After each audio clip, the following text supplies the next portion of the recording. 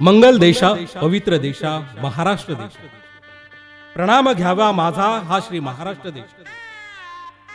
महाराष्ट्र ही संतांची भूमी, राज्यकर्त्यांची भूमी, श्रमिकांची भूमी, समाजरत्नांची भूमी.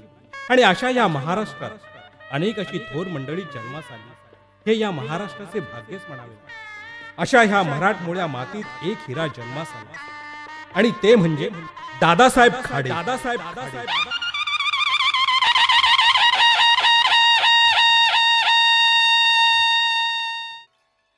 शिवाजी महाराजांच्या मातोश्री आई जिजाऊ व शहाजी राजे भोसले यांच्या पदस्पर्शाने पावन झालेल्या माहुली किल्ल्याच्या पायथ्याशी असलेल्या शहापूर तालुक्यातील बीरवाडी गावात दिनांक 11 फेब्रुवारी 1935 रोजी हा सुंदर हिरा जन्माला आला. त्यांच्या जन्माने बीरवाडी गावात आनंदाचे वातावरण नाही तर दिवाळी साजरी झाली होती. दादांची पहिली पिढी ही मूळची नाशिक जिल्ह्यातील सिन्नर तालुक्यातील जाखोरी या गावचे. दादांची आई ही बीरवाडी गावातील भेरे घराण्यातील. दादांचे मातृछत्र लहानपणीच हरवले. विठ्ठलराव सर्वांचे लाडके होते. दादांचे प्राथमिक शिक्षण बीरवाडी गावात व शहापूर इथे झाले. दादा वर्गात अत्यंत हुशार होते. आडगावचे बंधू दलाल हे दादांचे खास वर्गमित्र.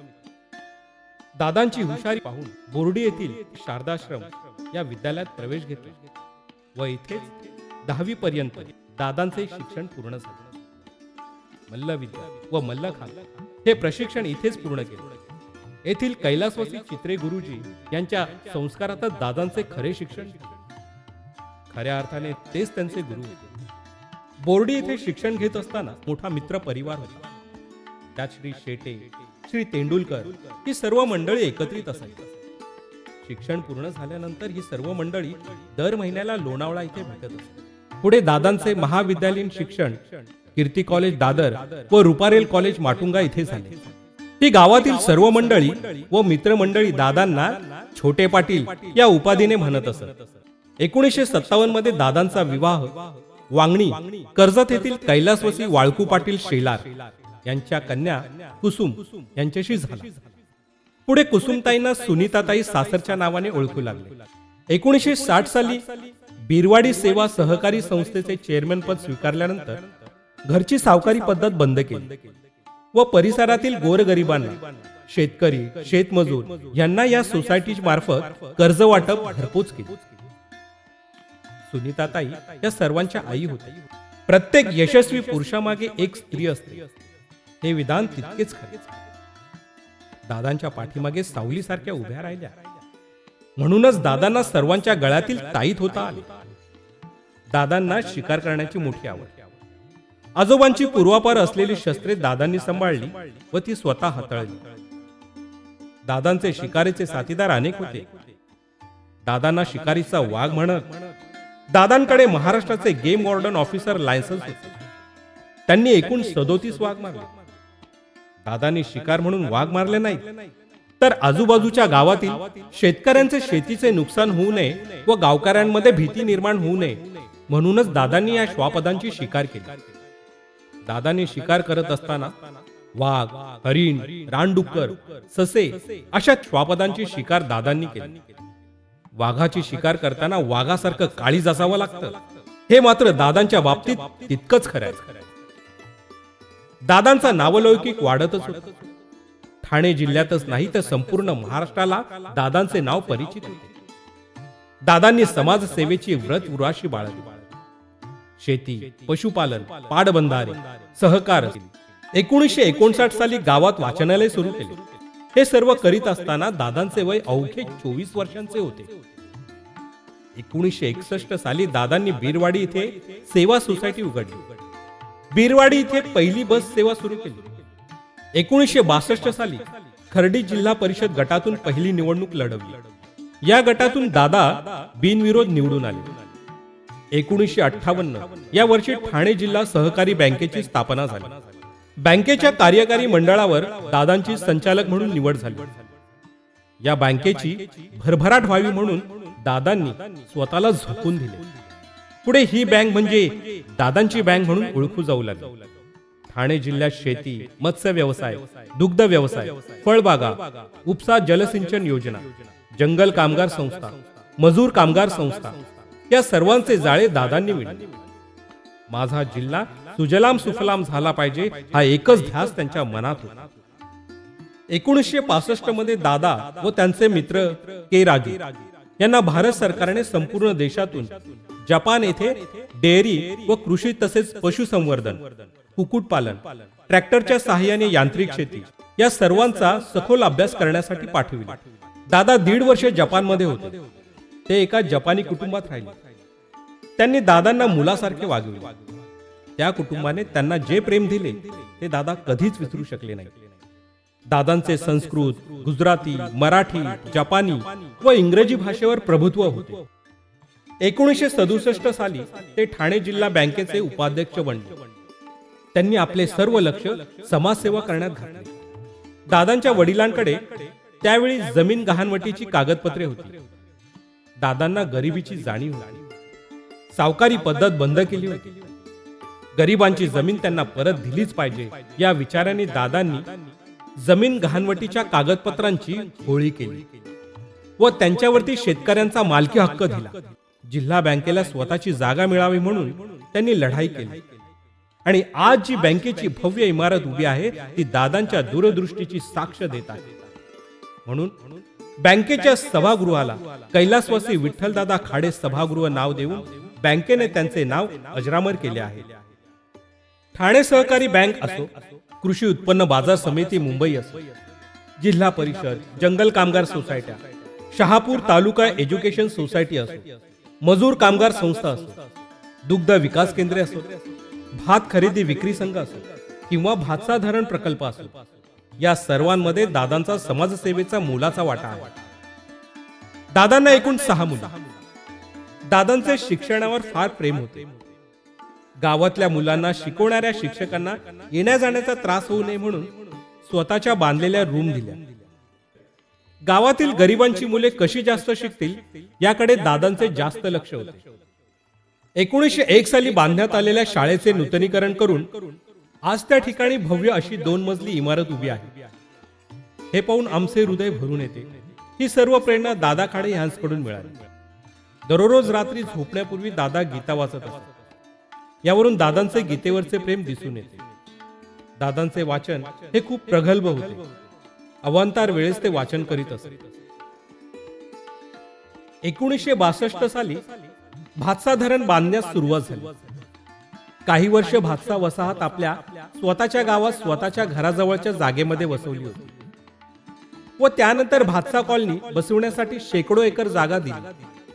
तसेच धरणाखाली येणाऱ्या पाहलेरी व पाचीवरे या 2 गावांचा पुनर्विकास करण्यास स्वतःची बीरवाडी गावातील जागा दिली. एवढेच नाही तर सरकारशी बोलणी करून त्यांच्या जमिनी पाण्याखाली गेल्या. तेथील घरातील एका व्यक्तीला सरकारी सेवेत रुजू केले.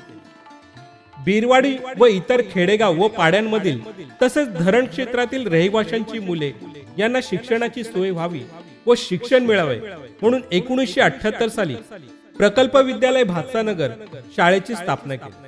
पुढे दादांनी खाडे विद्यालयाचा विकास होईल याकडे लक्ष दिले. हे शिक्षण क्षेत्रात पवित्र काम करीत असताना कैलासवासी सोनूभाऊ बसवंत, कैलासवासी नगीनभाई वासा, कैलासवासी पांडुरंग देशमुख, कैलासवासी भास्कर शेठ शेनॉय, माननीय श्री दातार सर, श्री कृष्णा दलाल, माननीय श्री पांडुरंग जागरे ही सर्व शिक्षणप्रेमी मंडळी लाभली. कैलासवासी द ग खाडे यांनी 1957 साली या शाळेस 29,000 रुपये देऊन पूर्वीचे NH हायस्कूलचे नामकरण करून ग वी खाडे विद्यालय असे केले. यातूनच पुढे 3 जुलै 1939 रोजी शहापूर तालुका एज्युकेशन सोसायटी ही संस्था उदयास आली. 1970 साली किसान हायस्कूल नडगावची स्थापना केली.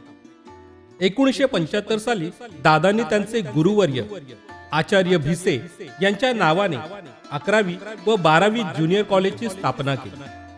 माध्यमिक, उच्च माध्यमिक, प्राथमिक, सेमी प्राथमिक, PS देशमुख इंग्रजी माध्यम विद्यालय, DTED, BEd अशा सर्व शाखा आहेत. सन 2001 साली प्रकल्प विद्यालय चोंडे शाळेची स्थापना केली. सन 1974 ते 1980 या कालावधीत बँकेचे चेअरमॅन व खाडे विद्यालयाचे चेअरमॅन तसेच इतर महत्वाच्या संस्थांची सूत्रे हाती असताना दादांनी गावातील, तालुक्यातील, जिल्ह्यातील परिस्थितीने गरीब पण शिक्षणाने हुशार असणाऱ्या मुलांना नोकऱ्या मिळवून दिल्या. ठाणे जिल्ह्याची सर्व राजकीय सूत्रे दादांच्या मार्फत शहापूर तालुक्यातूनच हलू लागली हे निश्चितच होते. कृषी उत्पन्न बाजार समिती वाशी ही नावारूपास आणण्यास दादांचा मोलाचा वाटा आहे. दादांचे शरद पवारांशी संबंध अत्यंत जवळच्या मैत्रीशी होते. शरद पवार साहेब शहापुरात आले की दादांच्या घरी जेवण केल्याशिवाय ते जात नसत. त्यांच्या राजकीय व सामाजिक जीवनात पवार साहेबांप्रमाणे अनेक व्यक्तींचा परिचय झाला. या सर्वांशी दादांचे जवळचे संबंध होते.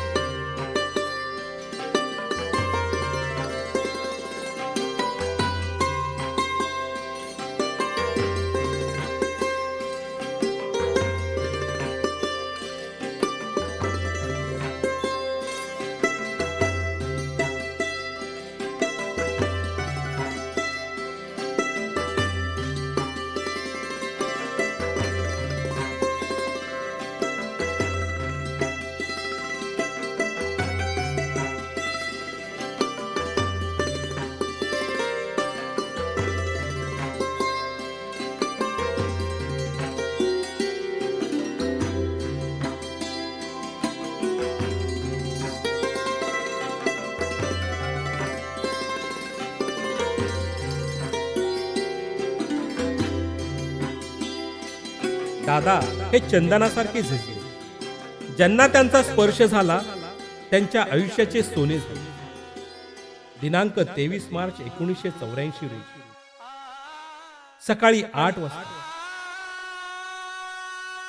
कळमगाव गावाजवळील मुंबई नाशिक महामार्गावर त्यांचा मित्र रवी कडव यांच्या समवेत मोटारसायकल व टँकरचा अपघात होत अनंतात विलीन झाला.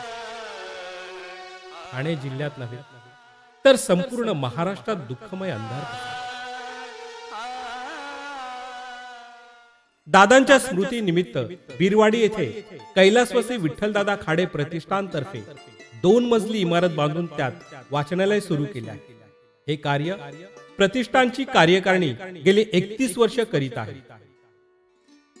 इवलेसे रोप लाविले द्वारी, इवलेसे रोप लाविले द्वारी, तयाचा वेलू गेला गगनावरी, तयाचा वेलू गेला गगनावरी.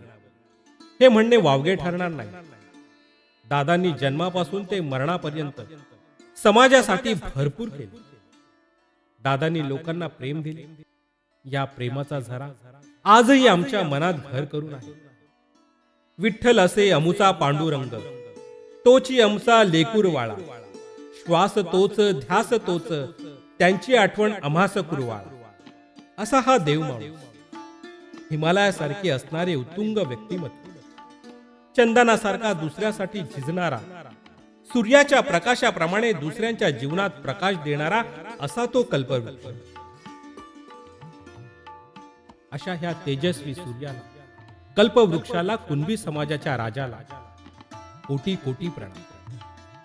निश्चयाचा महामेरू, बहुत जनांसी आधार, अखंड स्थितीचा निर्धारू, श्रीमंत योग, परोपकाराची या राशी, अखंड घडती जयाशी, तयाचा गुण महत्वाची, तुलना कैची.